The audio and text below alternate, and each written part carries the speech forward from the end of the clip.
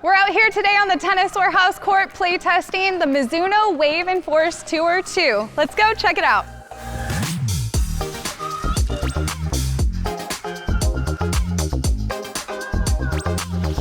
I've been lucky enough to play test many Mizuno shoes, including the previous iteration of this Enforce Tour, so I had a good idea what to expect with this update. Now, first thing first is the fit. With the previous iteration, I found that my foot was kind of in between two sizes, and with this one, as I slipped my feet on, I also found that it was a little bit short like the previous one. In the last one, I stayed in my true size, and this one I did opt to go up to the bigger size, to size 8.5 for just a better fit. Now, in terms of width, I found it to be a very generous medium for my narrow width feet and with a pretty roomy toe box, so I had lots of room within the shoes. Now, as far as comfort, I always find Mizuno shoes to be extremely comfortable, and this one was no exception. Underfoot, there's great plush cushioning. I really liked the cushioning around the ankle, and I also thought the upper was nice and soft and flexible as well, so I had no break-in period. The tongue is a little bit on the thinner side. Didn't cause me any issues, but wanted to note that as well. Now, when it comes to support and stability, I really liked the stability for me. I used that extra eyelet, was able to get a locked-in feel on my heel. But with the support, because it's a little bit roomier of a shoe, I was moving around a lot in the front of the shoe, so my foot was moving side to side, especially due to that soft upper, so I was getting a lot of movement within the shoe. I thought the durability was great on the shoe. I have 15 plus hours, and I'm seeing very little to no wear, as well as traction really did the job for me.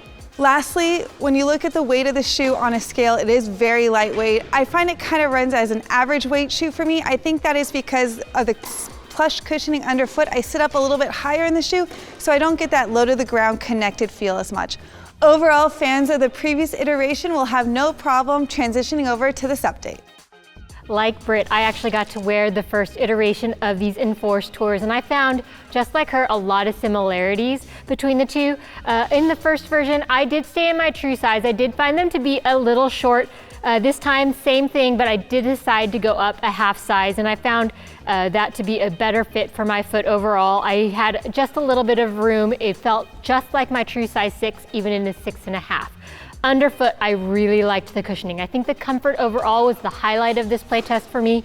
Underfoot, very soft. Always felt really protected from the impacts of running on a hard court. The supple uppers were also nice and comfortable. I would say this is a medium to generous medium width. For my wider feet, was very comfortable in the forefoot, and the uppers were nice and pliable, so I didn't feel squeezed in that area. There's some nice padding around the heel collar as well. And initially, I didn't tie that last eyelet around the heel, and I was having some heel slippage, and I really struggled to get my heel locked down. Once I used the runner's loop, though, I was finally finding my heel to sit there, and I felt much more secure in these shoes. I had no issues with stability. I could move comfortably on court. The traction was a slightly on the stickier side, didn't cause me any issues. I do prefer a little bit more give, but it was not a problem overall. Durability is outstanding. I know these do come with a durability guarantee, but I don't think I'll be needing these. Overall, this is just a really comfortable shoe for hours on the court and a nice fit for my wider foot. I had a little bit of a different play test than Brittany and Tiffany. I am the only one that stayed in their true size, but I do wear a bigger size than both of them. So sometimes I feel like manufacturers don't have the same issues as you size up. So I wore my standard size 10 in these shoes, and I do prefer a snug toe box. And because of the medium width of this shoe, these shoes fit perfectly in my true size 10. So no issues there. I did unfortunately have some weird arch pain through this playtest. I've been dealing with that on and off. I do have the highest arch of the playtest team, so an aftermarket insole quickly would fix that problem. I'm not going to blame the shoes because they are super plush underfoot. As mentioned, that heel collar is really nice. I felt it supporting me, and it felt nice and plush around my ankles as I slipped into these shoes. For me, the upper did feel softer than that previous version, maybe a tiny less support. I really love the original version of these, so I had really high standards when play testing them. But something that was absolutely amazing was the durability of this shoe. It is lasting really well. We have been play testing this for 3 or 4 weeks, and I am barely seeing any wear. So definitely super super comfortable and very durable. I love Mizuno's tennis shoes. I think this is gonna be one where if I have a long day of teaching lessons or I'm gonna be in tennis shoes all day, this is gonna be the one I'm gonna go with. I think it plays pretty light for its weight. So all in all, a great update and one that I will continue to wear. I know that the previous version of the Mizuno Wave Force Tour was a big hit, so I was really excited to see how this one performs. Right out of the box, the shoe was really comfortable. I noticed that nice cushioning under my foot, so there was a really plush sensation, and that was probably the biggest highlight of this shoe for me during this playtest. When it comes to weight, the shoes feel actually really light on foot, which is a nice surprise considering that they look a bit bulky, for me at least. So when it comes to weight, absolutely top notch, no problems at all.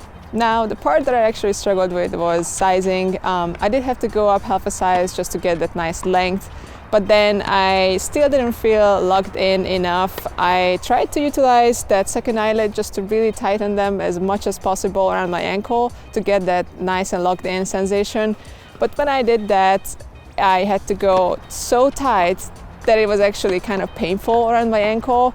And the middle part of my feet was actually still not locked in enough, even when I went as tight as possible. So unfortunately, it just feels like the sizing and the fit of the shoe is just not the best fit for my medium width feet. Now, on top of this, the shoelaces are extra long and kind of clunky, and you can see I had to tie my laces probably a million times, and it looks a bit weird. So I just wish the shoelaces were a bit shorter because of this. Now, when it comes to durability, I did not see any wear on the outsole or the upper, so I will say that these shoes are really durable for the money you get, so that's definitely a great aspect of this shoe. Now, all in all, I think the Mizuno Wave Force Tour 2 is a great option for somebody who's looking for a durable, pretty lightweight, comfortable shoe. It was just not the best fit for my feet, unfortunately. Thanks for watching. For more information on this shoe or any others, please go check out Tennis Warehouse, Tennis Warehouse Europe, or Tennis Only.